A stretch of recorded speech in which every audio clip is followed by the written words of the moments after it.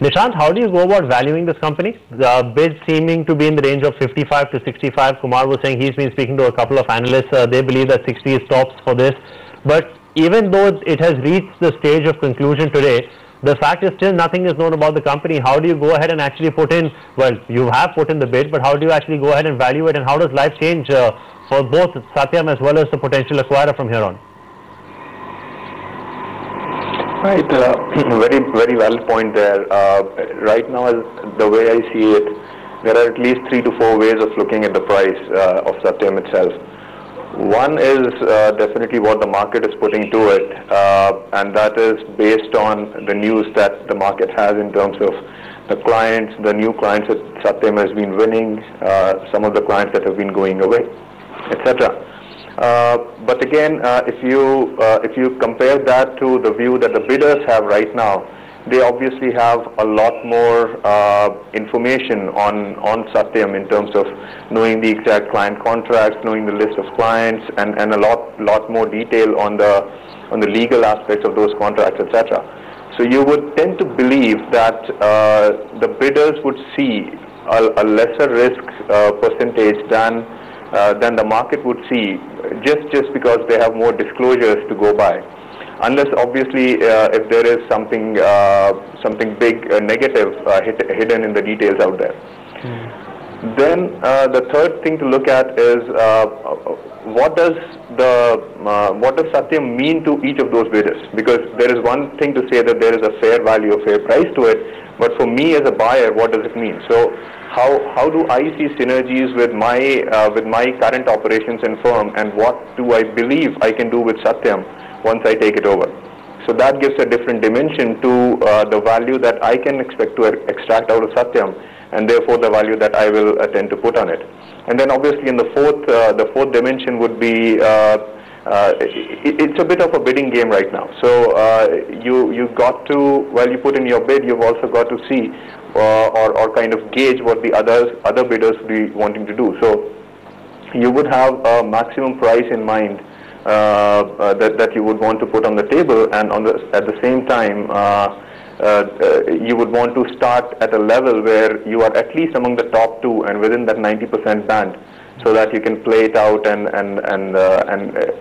kind of discover the price at which you want to buy Satyam.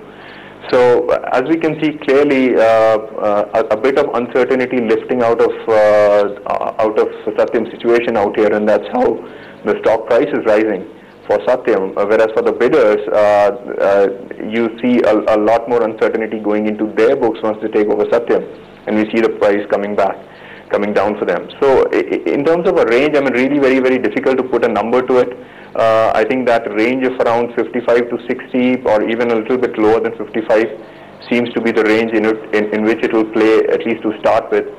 And if it does get to an open auction, probably the price would rise a little bit and go towards 60, I guess.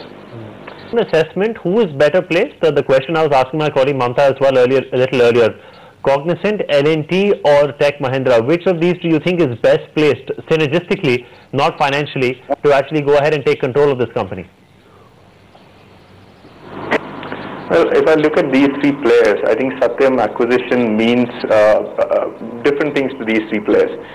Starting with Cognizant, they are a US-based firm, and in that sense alone, given the fact that the client base is predominantly from the US, they are the ones who will bring in the maximum amount of client confidence if they were to take it over. Because there has been a bit of a question mark on the way corporate governance is with Satyam and some of the other companies. So Cognizant coming in definitely brings in a lot more confidence for the clients themselves. And to Cognizant, it really propels them to a tier 1 player league, I mean in the league of Infosys, TCS and Wipro, purely from a numbers revenue point of view. Obviously there will be a question mark on how the operations are integrated and how well the firm is able to do as a combined entity going forward. If you look at L&T, what it does to them is suddenly they have a business which is in which they start playing with the big guys in the Indian IT scene. So They have L&T Infotech, which is a much smaller company in comparison right now.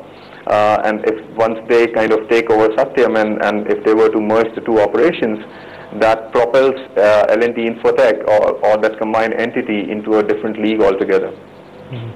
Tech Mahindra again comes in with a good backing of the Mahindra group, and a good balance sheet out there. So stability and corporate governance should not be issues per se. And again, to Tech Mahindra, from having a predominantly telecom play, now they get into a broader-based service offering for a lot more sectors, and they again get to play with the big guys on the table.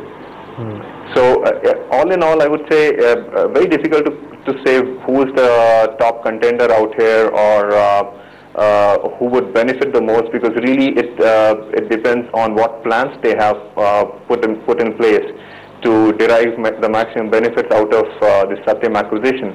But looks like a very value accretive play for all of these three players if they are able to weigh the buy price and the liabilities well, and if they are able to realize the synergies out of this acquisition.